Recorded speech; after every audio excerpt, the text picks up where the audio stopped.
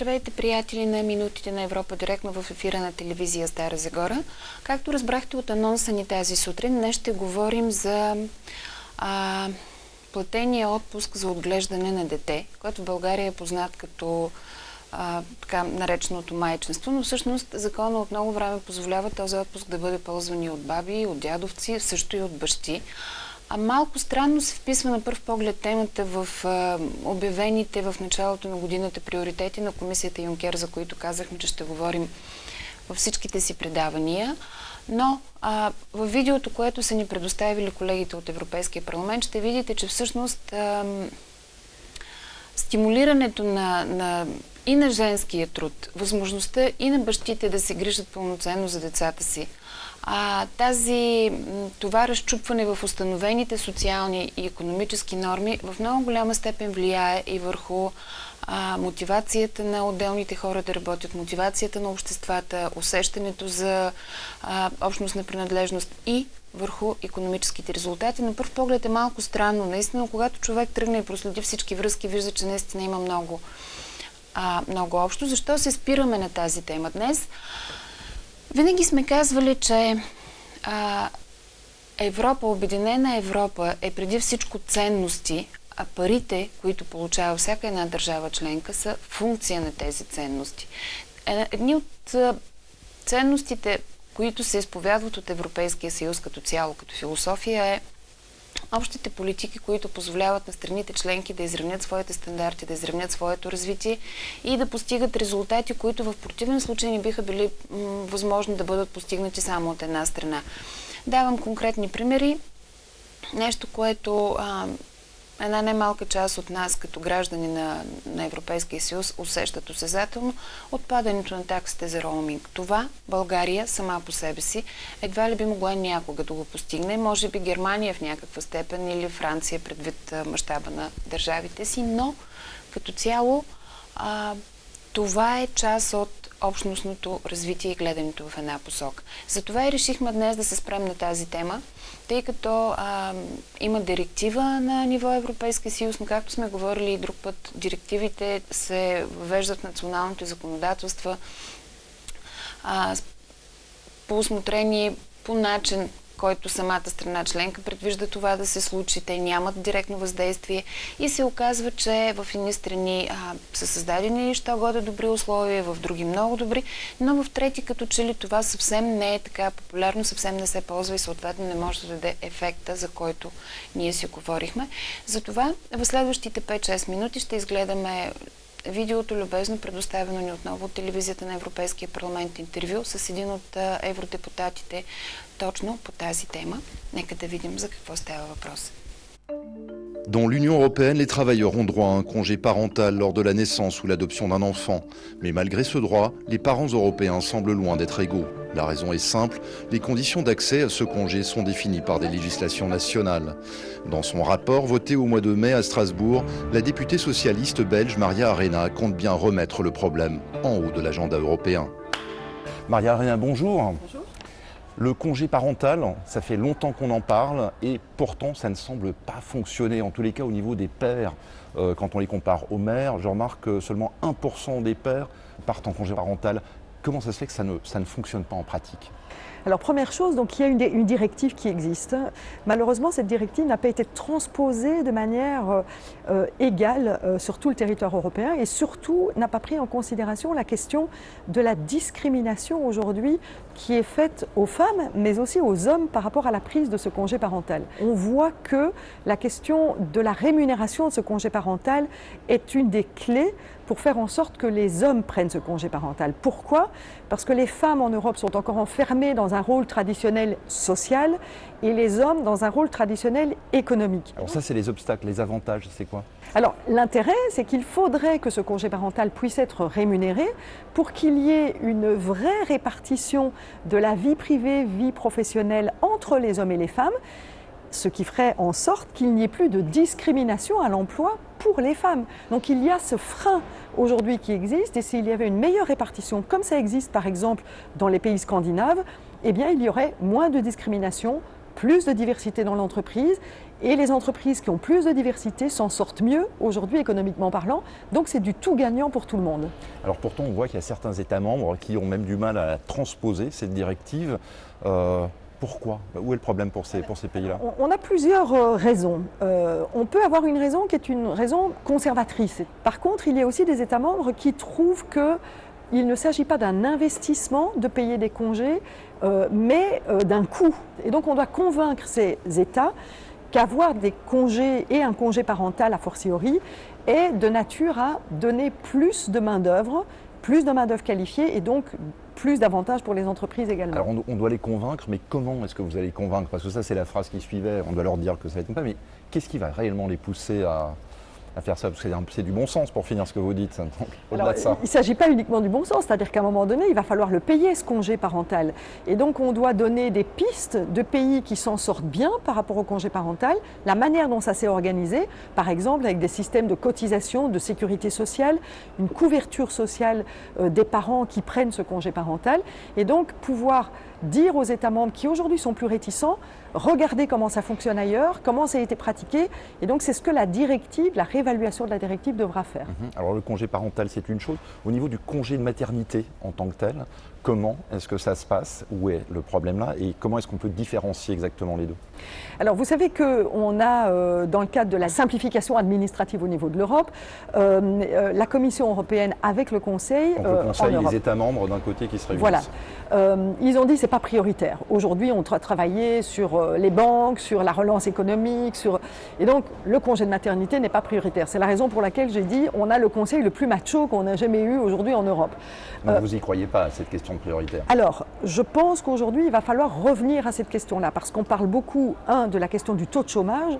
Aujourd'hui, il y a beaucoup de femmes qui sont dans des taux de chômage importants et c'est un manque à gagner pour notre société. 2, on parle aussi de la question de la pauvreté. On voit que les discriminations entraînent des discriminations salariales, mais aussi des discriminations de pension. Il y a un gap de 36% entre une femme et un homme à la retraite aujourd'hui. Et la discrimination à l'emploi est justifiée par la maternité. Essentiellement. Qu'est-ce que vous demandez aux États membres aujourd'hui? Alors, je pense que les États membres doivent aujourd'hui mettre en place des systèmes qui permettent de protéger les femmes dans leur choix de vie privée et vie professionnelle. Ces systèmes doivent être des congés, bien entendu, qui sont des congés de maternité payés. Ce qui est important parce que dire vous avez congé pendant 1 an mais vous n'êtes pas payé pour rester éduquer vos enfants, eh bien c'est très compliqué. Donc je dis aux États membres, il faut qu'il y ait des législations, à la fois des législations européennes quand cela s'avère nécessaire, utile et dans la compétence de l'Europe, mais aussi des législations nationales pour garantir que les femmes participent au travail de la même manière que les hommes. Enfin, dernière question, vous avez parlé d'accords cadres, donc de relations employés-employeurs. Qu'en est-il exactement des indépendants? En matière d'indépendants, il faudra d'abord garantir la couverture de sécurité sociale par État membre, qui est vraiment la compétence de l'État membre, et ensuite d'en faire l'harmonisation au niveau européen. Et pour l'instant, je pense qu'on n'en est pas, je dirais, très loin par rapport à la sécurité sociale garantie pour tous les indépendants. Merci Maria Arena. Merci à vous.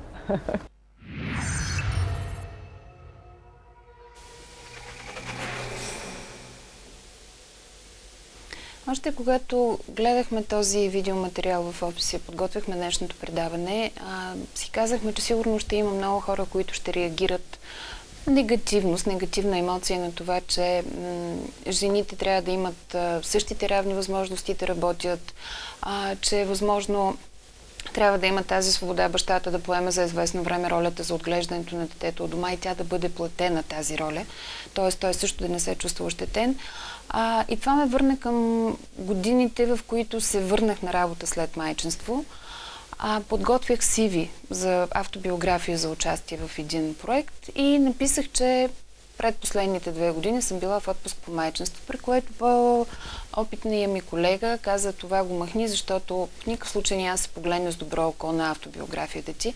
Трябва да ви призная, че се почувствах наистина много засегната, защото като че ли тази много важна, важна роля не само за жената, за обществото като цяло, да дари един живот, да го обгрижи в първите му месеци, когато е най-уязвим, не се гледа като на нещо нещо второстепенно, нещо незначително, нещо, което по-скоро ти пречи. Така че аз лично подкрепям тази възможност. Нормално е, сигурно и много жени ще ме подкрепят, сигурно и мъже ще подкрепят това виждане. Ще има и такива, които няма да реагират положително. Но трябва да се съобразяваме с новите дадености, това, което се случва в момента, не само в страната ни, в световен, в европейски мащаб като цяло. И така, следващото видео, което сме подготвили, ще обърнем внимание, ще проследим с какво ще дебатират, какво ще разглеждат и какви решения ще бъдат взети в Европейския парламент през тази седмица. Знаете, темите са никога не е само една. Има няколко, които са по-приоритетни, с по-голям фокус и с по-голямо обществено внимание е привлечено към тях, но всяка една от темите, които се разисква, колкото и незначително да изглежда тя на пръв поглед, всъщност оказва влияние върху нашия ежедневен трафик, ритъм и в личен, и в професионален аспект. Нека да видим. Paris and Brussels showed this very clearly. Information exchange is our Achilles heel. Europol tiene un papel clave en la lucha contra la terrible lacra del terror yihadista. Por ello, el reglamento le dotará de mejores capacidades e instrumentos en ese ámbito. Außengrenzen waren schon morsch und dann kam Frau Merkel und hat sie gänzlich abgerissen. Schengen ist tot. Maybe Schengen is not dead yet, but it's certainly on life support. Dublin regulation is the cornerstone of the European asylum system. This is the time to once and for all get it right. Je suis globalement favorable aux accords de libéralisation des visas, mais pas n'importe comment, pas en fermant les yeux sur ce qui se passe aujourd'hui en Turquie. Mr. Erdogan makes it known that if the European Parliament takes the wrong decision, that he will let the refugees travel to Europe. I mean, that is blackmail in my book. And why is Europe open to blackmail? Because we are weak and divided. La Grèce a d'ores et déjà parcouru, avec l'aide de ses partenaires, une partie très significative du chemin tracé ensemble en août dernier, mais nous n'avons pas encore franchi la ligne d'arrivée. Les capacités d'investissement en Grèce sont nulles et tout ce qu'on nous répond c'est « Oh, ben, il y aura bien quelques miettes du plan Juncker pour faire l'affaire ». Vous aurez bien compris que ce ne sera pas suffisant. Die Politik Tsipras hat Griechenland geschadet. Und deswegen muss man klipp und klar sagen, dass das letzte Jahr ein verlorenes Jahr für Griechenland war. Per me il problema si chiama Fondo Monetario Internazionale. Il problema sono gli estremisti che in nome di una visione vendicativa vogliono punire la Grecia. It is undeniable that China is not a market economy by any standards. The question of granting market economy status to China is one of unprecedented political significance. Not only will it affect EU trade, but deriving from it, jobs and growth as well. Wages and environmental standards are lower in China than they are in the EU. Actually, importers in Europe benefit from this aspect of globalization, and it can also lead to lower prices for consumers. Venezuela camina inevitablemente hacia el desastre. Estamos al borde del estallido de una crisis social y tenemos que hacer lo posible para evitarlo. Ja, liebe Kolleginnen und Kollegen, meine sehr geehrten Damen und Herren, es ist an der Zeit, für Europa zu kämpfen. Alle Europäerinnen und Europäer, die an dieses Modell der transnationalen Demokratie als das beste Modell für die Sicherung von Zusammenhalt und Frieden glauben, sind aufgerufen, aufzustehen und nicht länger zu schweigen.